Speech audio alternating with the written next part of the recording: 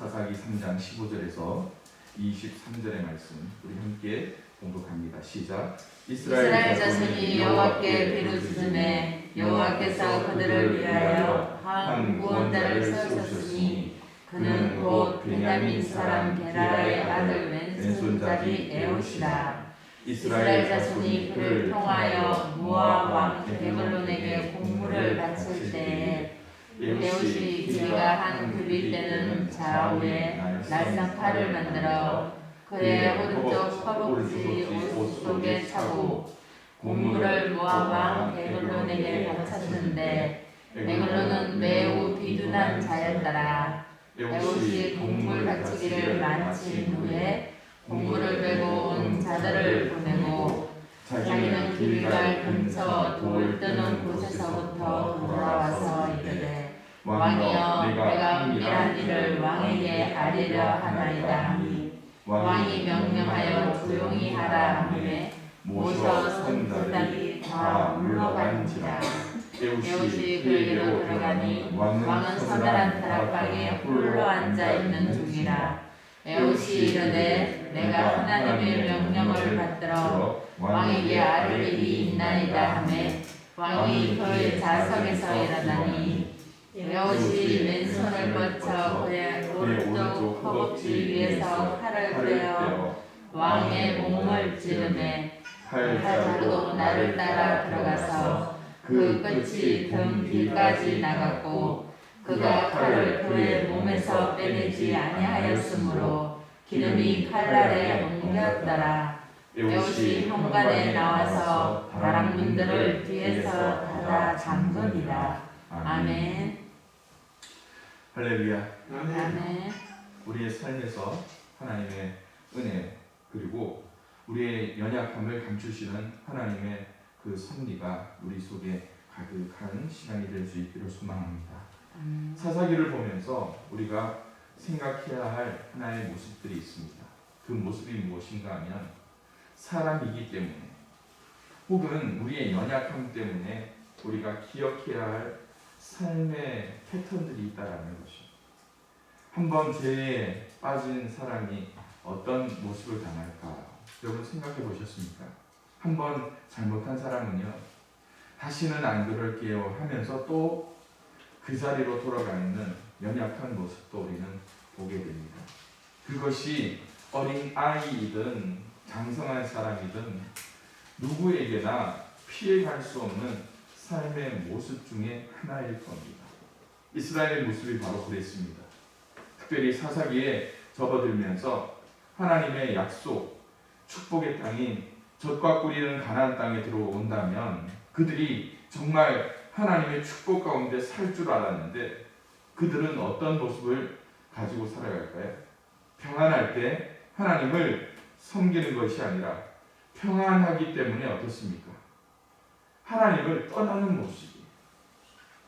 우리가 지금 현재를 살아갈 때에 가장 큰 적이 뭔가 생각해 보셨습니까? 여러분에게 가장 큰 적이 뭡니까? 나의 편안함이 가장 무서운 적일 수 있다. 우리 어머님 세대들이 얼마나 처절하게 시대를 살아왔습니까? 보릿고개 그리고 그 현대화의 그 삶에서 또 이 지역 농축만 하더라도 어떻게 하면 쌀밥 먹으면서 살까? 우리 아이들 공부시키며 살까? 그렇게 했는데 여러분 우리나라가 잘 살아보세요 할 때 잘 살게 되었기에 그 잘 삶이 쭉 유지되나요? 그렇지가 않잖아요. 어딘가 우리를 노리는 함정이 어디서나 머물러 있더라고요. 이스라엘의 모습이 죄 그리고 하나님의 심판 가운데 압제를 당합니다. 그제서야 하나님을 향해 살려주십시오 간구합니다. 그러면 하나님께서 사사를 보내셔서 그들을 구원케 하시죠. 그러면 그 구원을 통하여서 그들이 10년, 20년 그리고 평생에 하나님을 떠나지 않고 살아야 되는데 5번이 뭡니까? 망각. 그랬더니 오늘 우리가 볼 말씀에 이 말씀이 있습니다. 무슨 한자 빨간색 글씨가 뭡니까? 또예요. 이스라엘 자손이 또 여호와의 목전에 악을 행합니다.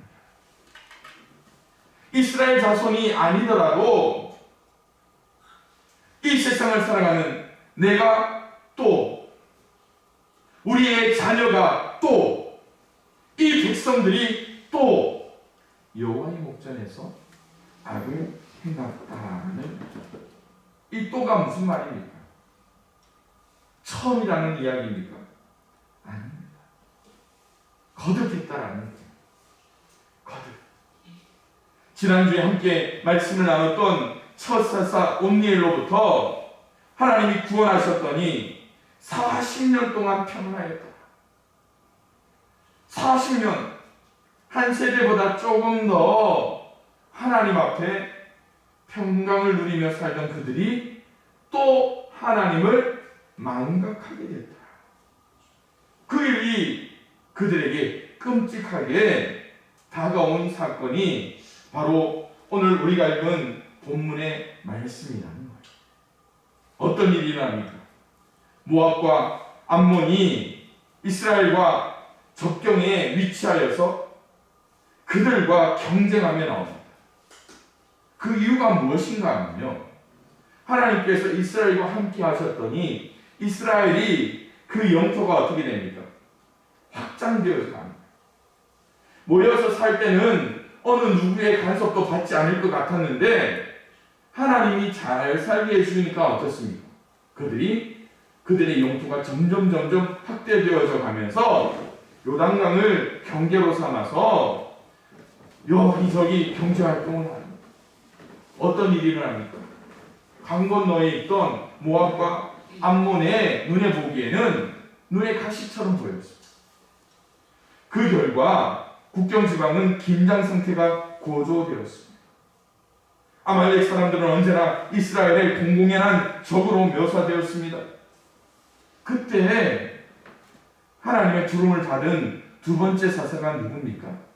에훗이라는 사람. 에훗. 이 에훗은 이전에 하나님의 부름을 받았던 온니엘의 경우와 동일하게 이 이스라엘이 위험한 처지 가운데서 하나님의 부름을 받았지만 그 두 사람의 모습은 현저하게 차이가 납니다. 지난 주일날 온니엘에 대해서 함께 말씀을 나눴는데 여러분 처음 들은 것처럼 생소하게 다가오시는 분이 있으시죠? 그죠? 아마 지난주에 온니엘이라는 말을 수없이 많이 했는데 그 사람이 누구지? 목사님 친구인가? 아마 그렇게 생각하는 사람도 있을 텐데 첫 번째 사사 온니엘, 이 사람이 누굽니까? 아주 여러모로 모범적인 인물이었습니다. 갈렙의 아우 그나스의 아들입니다. 또 가나안 전쟁에서 큰 성과를 거두었기에 여호수아의 딸과 결혼도 하게 되었습니다. 그런데 이 두 번째 사사 에훗은 그렇게 화려한 가족적 이 배경을 가지지 못했습니다. 그의 출신 지파가 베냐민 지파였다는 1장 21절에서 이렇게 말씀합니다. 베냐민 자손은 예루살렘에 거주하는 여부스 족속을 쫓아내지 못하였으므로 여부스 족속이 베냐민 자손과 함께 오늘까지 예루살렘에 거주합니다. 그러기에 여러분 다른 지파로부터 원성을 받다. 왜요? 그들의 사명, 그들이 마땅히 해야 할 이방인들을 쫓아내지 못하고 전쟁도 마무리하지 못했다라는 핀잔을 받게 되었기 때문에. 게다가 에훗은 무슨 손잡이라고요? 왼손잡이랍니다. 우리나라와 비슷한 이 뉘앙스가 있는 것 같아요. 여러분 여기 대부분 오른손잡이시죠? 오른손잡이를 무슨 손이라고 합니까? 바른 손이라고.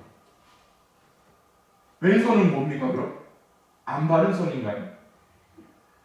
왠지 왼손잡이를 우리가 어릴 때만 하더라도 왼손을 못 쓰게 합니다. 좀 이 왼손을 통하여서 여러 가지 일들을 못하게 하는 그런 풍습이 있었던 것 같습니다. 이 당시 왼손잡이가 갖는 의미는 무기를 양손으로 잡아서 훈련하는 관행도 있었다라는 생각도 합니다. 그런데 이 사사기에 나오는 왼손잡이라는 이 에봇을 향한 이 모습은요, 오른손이 제한을 받는다라는, 오른손이 다친 사람이라고 기록되어져 있다는, 다시 말해서 오른손을 자유롭게 움직일 수 있는 사람이 아니라 좀 손이 아픈 상태로 있다라는 것을 성경은 말씀하고 있습니다. 그러니까 오늘 이 모압 에글론 앞에 나아갈 때에 그 경비병들이 에봇에 대하여 경계를 좀 소홀히 하지 않았는가 하는 생각도 듭니다. 그런데요, 이 온니엘과 비교했을 때 온니엘은 전쟁에 뛰어난 장수로서의 실력을 가진 사람이라고 했습니다. 그런데 에봇은 좀 뭐라고 해야 되나요? 교묘하게 계략을 세웁니다. 자기와 함께 했던 사람들도 먼저 돌려보내고 모압 왕 에글론에게 와서 뭐라고 합니까? 긴히 드릴 이야기가 있습니다. 아마 그의 약함을 알기 때문에 그는 교묘하게, 그리고 모압 왕도 이 에봇의 연약함을 알았기에 독대를 허락하는 모습을 보게 되죠. 그 후에 에봇은 좌우의 날성검을 오른쪽 허벅지 옷 속에 차고 은밀히 그 에글론과 함께 만남을 가지면서 그의 목숨을 취하게 되게 됩니다. 여기서 끝난 것이 아닙니다. 이 사건이 시작이 되어서 이 모압의 1만 군사를 죽이고 18년 동안 모압의 압제 가운데서 해방함으로 말미암아 80년 동안 이스라엘이 평안한 시간을 누릴 수 있게 되었다는 것이죠. 저는 오늘 말씀을 통해서 이 에봇의 연약함을 통하여서 하나님이 어떻게 그를 사용하셨는가, 오늘 우리의 연약함을 하나님 앞에 내어놓으면서 우리가 어떻게 하면 하나님 앞에 쓰임받을 수 있을까를 한번 생각해 보기 원합니다. 그 첫 번째로요, 하나님은 부족한 사람을 통해서도 하나님의 뜻을 이루신다는, 하나님은 이 에훗과 같은 약한 자를 선택하심으로 말미암아 이 모압 왕 에글론과 같은 강한 자를 부끄럽게 하시는 하나님. 이 말씀 어디서 많이 보지 않았습니까? 고린도전서 1장 27절 이하에 하나님께서 세상에 미련한 것을 택하사 지혜 있는 자들을 부끄럽게 하려 하시고 세상에 약한 것들을 택하사 강한 것들을 부끄럽게 하려 하시며 하나님께서 세상에 천한 것들과 멸시받는 것들과 없는 것들을 택하사 있는 것들을 폐하려 하시나니 이는 아무 육체도 하나님 앞에서 자랑하지 못하게 하려 하시고, 오늘 하나님께서 누구를 선택하셨는가를 보시길 바랍니다. 부족하지만, 연약하지만, 지혜가 없고 미련하지만 하나님 손에 쓰임받는 사람은요, 하나님이 쓰시기에 준비되어 있는 사람이라는 거죠. 약한 자들을 사용하시는 그 하나님의 모습이 어떤 것인가? 디모데 후서 2장에 이렇게 말씀하죠. 큰 집에는 금그릇, 은그릇뿐 아니라, 요즘 우리말로 하면 금수저, 은수저가 얼마나 많이 있겠습니까? 그러나 하나님께서 사용하시는 그릇은 어떤 그릇이라고요? 어떤 사람을 사용하신다고요? 자기를 깨끗하게 하며 귀하게 쓰는 그릇이 되어, 아무리 흙수저라도요, 아무리 보잘것없는 연약한 자, 왼손잡이라 할지라도 하나님께서 거룩하고 주인의 쓰심에 합당하며 모든 선한 일에 준비됨에 있으면 하나님이 사용하시겠다는 거예요. 아멘. 그것이 하나님의 법칙이잖아요. 하나님께서 우리의 약함, 우리의 부족함, 그것이 문제라고 이야기하진 않습니다. 종되었던 이스라엘 백성을 하나님께서 사랑하사 구원해내셨잖아요.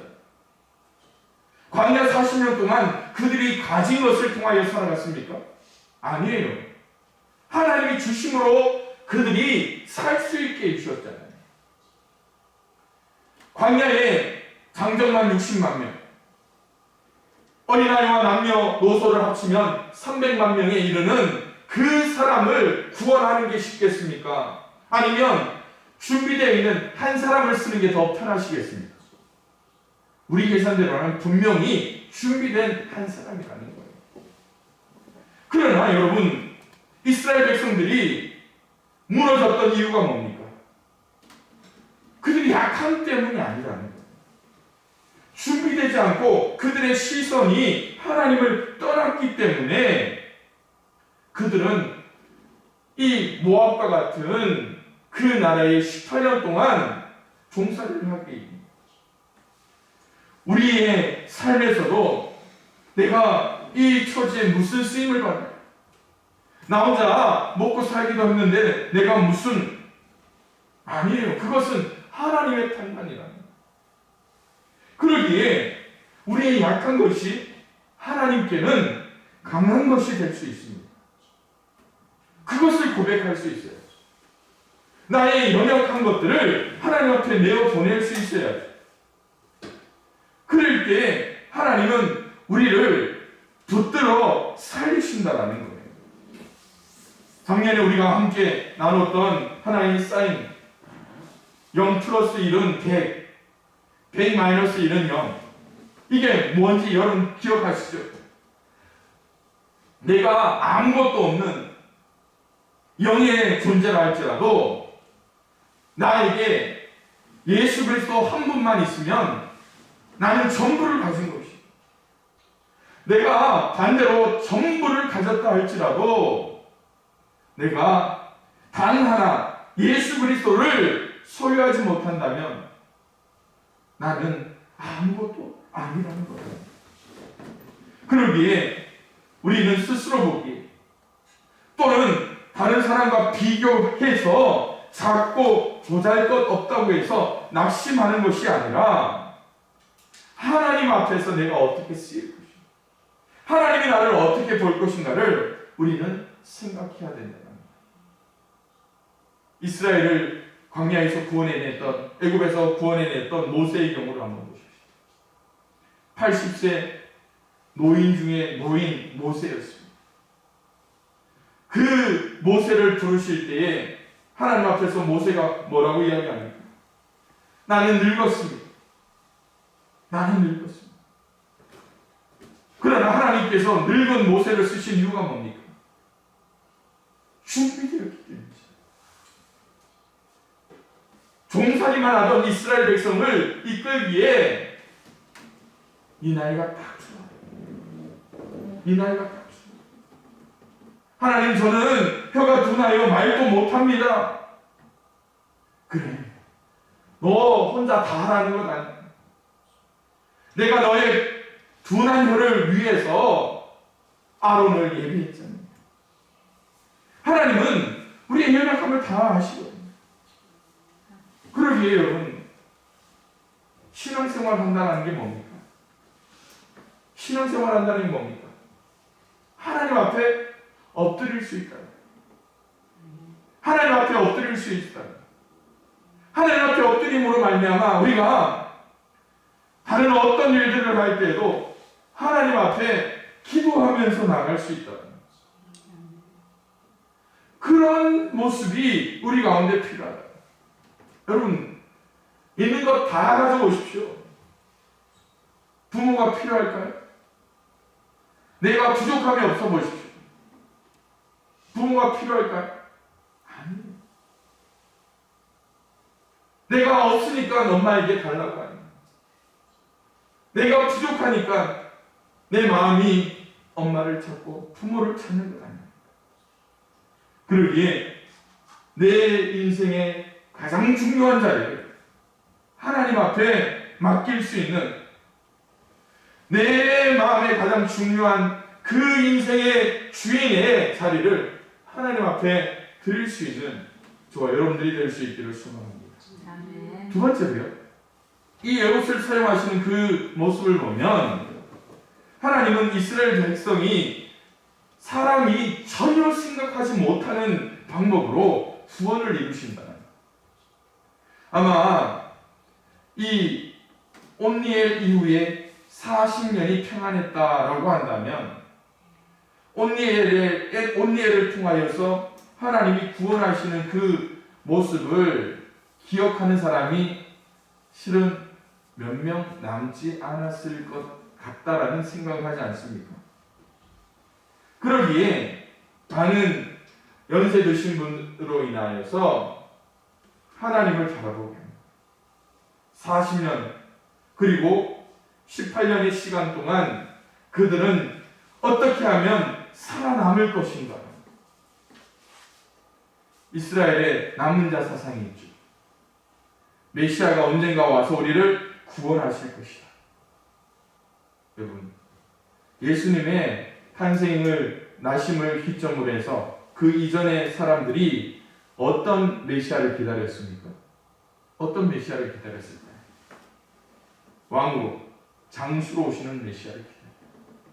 그러나 하나님은 사람의 생각과 전혀 다르게 겸손한 나귀를 타고 오시는 왕을 보여주시나요?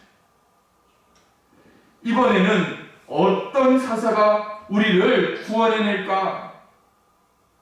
갈렙의 친척이요, 여호수아의 친척이었던 온니엘이 처음으로 사사가 되어서 이스라엘을 다스릴 때 얼마나 그들은 환호했을까요? 그런데 이 에봇은 어느 지파입니까? 베냐민 지파. 베냐민 지파. 12지파 중에서 제일 막내 지파에 속해 있습니다. 그런데 이 베냐민이라는 게 무슨 의미냐면 오른손의 아들이에요. 오른손의 아들. 그런데 이 에봇은 또 누굽니까? 왼손잡이. 오른손의 기능이 제한된 그 사람을 사사로 세우셨다. 여러분, 그들은 인정하기 싫은 모습이 분명히 있었을 거예요. 한 예를 들어볼까요? 이제 사사기가 끝나면 이스라엘은 어느 시대로 들어갑니까? 왕정 시대로 넘어가요. 왕이 태어나서 탄생합니다. 초대 왕이 누굽니까? 초대 왕이 누굽니까? 많은 사람들은 또 다윗이라고 이야기할 때가 참 많아요. 네, 계보상. 그런데 다윗 이전에 누가 있었습니까? 사울이라는 왕이 초대 왕이 됩니다. 그런데 여러분, 사람들이요, 사울의 모습을 보는 순간 우리말로 뿅 가요. 그래, 왕은 저렇게 생겼. 왜 그럴까요? 다른 사람들보다 어깨 위가 더 큽니다. 인물도 출중합니다. 와, 저 사람이 우리의 왕이 되면 정말 좋겠다. 꿀뻑 죽습니다. 그런데 반면에 이 하나님께서 사울의 그 불순종을 인하여서 사울 왕을 폐하십니다. 그 전에 이 사무엘이 이새의 아들들을 만나요. 첫째, 둘째. 외모를 통하여서 사무엘이 보기에도 왕 같아 보였어. 그러나 하나님이 택한 왕은 누굽니까? 가장 어린 막내 다윗을 보잘것없고 어린아이 티가 나는 그 다윗을 세우시는 모습. 하나님은요, 하나님의 역사를 통하여 사람의 눈에 보기 좋은 대로 행하셨던 그 하나님이 아닙니다. 누구의 방법? 하나님의 방법. 하나님의 뜻 가운데 있는 그 모습을 하나님께서는 세우시기 원하셨습니다. 12명의 사사를 한번 생각해 보십시오. 온니엘, 에훗. 이 두 사람은 오늘까지 말씀을 봤으니까 세 번째 사사 산갈이라는 사람이 나옵니다. 좀 유능하고 능력 있는 사람. 그런데 산갈은 어떤 사람입니까? 소모는 막대기로 소모는 막대기를 들고 사사의 자리에 올라갑니다. 드보라 여선지였습니다. 기도원 어떤 사람입니까? 하나님의 부르신 가운데 몇 번이나 확인하면서 그의 겁을 감추려고 했습니다. 그러듯 12명의 모습 전체를 보더라도요, 약한 모습을 가지고 공통점이 없잖아요. 공통점이라는 것은 하나님께서 그를 부르셨다는 거예요. 그러나 우리의 눈에는 좀 다르더라도 서서히 하나님의 구원의 역사는 이루어져 가고 있다는 것을 우리에게 보여줘요. 그러기에 우리가 할 수 있는 일이 뭡니까? 하나님께서 하시는 일들을 바라보면서 우리는 순종할 수밖에 없어요. 저는요, 어릴 때 진짜 촌에서 바보같이 살았습니다. 바보라는 게 이 별개가 있나요? 세상에 이 신문물을 몰랐습니다. 초등학교, 국민학교죠. 초등학교에 들어갔는데 이 모래밭에 이 왔다 갔다 하는 게 있어요. 세 줄에 달려가지고 왔다 갔다 하는 게 있어요. 야, 그런데 이 난생 처음 그거 보고 저게 뭔가 했더니요, 친구들이고 형들이고 그 위에서 막 쉼쉼 거리는 거예요. 뭡니까? 그네를 타고 있는 거예요. 그네를. 국민학교 들어가서 그네를 처음 봤어요. 그런데 놀란 게, 와, 그네를 잘 타는 형들이나 누나를 보니까 이 거의 스핀을 이루잖아요. 샥 할 때 진짜 막 이 사람들 앞에 나서지를 못하는 제가 어떻게 있을까요? 아무도 안 보일 때 혼자 그네를 타고, 혼자 그네를 타고, 혼자 올라가서 형들을 따라서 쉬쉬 탑니다. 타는 방법을 알게 되는 거예요. 내려올 때 어떻게 하면 됩니까? 무릎을 굽혀가지고 한번 빡 탄력을 주니까요, 그네가 샥 더 올라갑니다. 그네 다 아시죠? 처음 듣는 것처럼 다들 신기한 그네라는 게 있어요. 그런데 이게 여기서 끝나면 또 재미없잖아요. 샥 올라갈 때 제 몸이 어떻게 됩니까? 제 몸이 어떻게 될까요? 하늘을 향해서 눕는 거예요. 좋았을까요? 안 좋았을까요? 좋았죠. 좋을 리가 있습니까? 처음 타보는데. 무서웠어. 무서워가지고. 처음 한번 그래 봤어요. 두 번째 어떻게 됐을까요? 내려올 때 제가 겁이 나서 손을 떼버렸습니다. 어떻게 됐을까요? 싹 알았어요. 그 다음부터 제가 이 놀이터에 있어서 안 되는 물건 하나를 찾아내요. 뭐가 있으면 안 된다? 그네가 있으면 안 된다. 그네가 있으면. 우리 아이들이 그네 탈 때도 절대 타지 마. 무서우니까. 그런데 여러분, 제가 이 그네 이야기 하는 이유가 뭐냐면, 그네는요, 탄력만 잘 받으면 얼마나 잘 하죠. 하나님이 일하실 때 내가 할 수 있는 일이 뭡니까? 무릎을 굽히면서 탄력을 주는 거. 하나님이 일하실 때 우리가 할 수 있는 게 뭘까요? 무릎 꿇는 거. 그럴 때 하나님은 아무것도 아닌 우리를 통하여서 얼마나 높게 우리를 사용하십니까? 많은 사람들은 그걸 영적 파도타기라고 이야기하죠. 오늘 나의 연약함 가운데서도 하나님이 우리를 사용하신다면 우리는 하나님 앞에 높게 쓰임받고 하나님의 역사 가운데 더 귀하게 쓰임받을 수 있다는 것이죠. 그러기에 우리가 하나님의 방법을 구할 수 있는, 내 방법이 아니라 하나님께서 하나님의 방법대로 일하실 수 있도록 우리가 모든 것들을 맡길 수 있는 저와 여러분들이 되길 원합니다. 아멘. 마지막으로요. 오늘 이 사사 에웃을 통하여서 하나님 앞에 좀 고백하고 싶은 것이 있습니다. 그게 무엇인가 하면 우리의 왼손을 하나님 앞에 드러내는 거죠. 사사 시대에 가장 많이 드러나는 것이 뭡니까? 뭘까요? 또라는 단어. 또가 뭡니까? 인간의 죄. 인간의 연약함이 드러나는 겁니다. 그런데 인간의 습성이 있습니다. 뭘까요? 창세기 3장 10절을 보면 내가 동산에서 하나님의 소리를 듣고 내가 벗었으므로 두려워하여 숨었나요. 무슨 모습입니까? 죄에 반응하는 우리의 모습이에요. 다시 말씀드리면 왼손에 반응하는 우리의 모습, 나의 연약한 것에 반응하는 우리의 모습, 좋은 것을 내보이려고 하지 이 연약한 것을 감추려는 우리의 모습이 얼마나 많아요. 여러분 구멍난 양말 신어보셨어요? 옛날에는 참 너나 나나 할 것 없이 구멍난 양말이 뭐 나쁜 게 아니니까 그냥 막 신고 다녔죠. 그런데 요즘 구멍난 양말 잘 신고 있습니까? 안 신습니까? 거의 구멍난 양말을 신는 경우가 별로 없죠.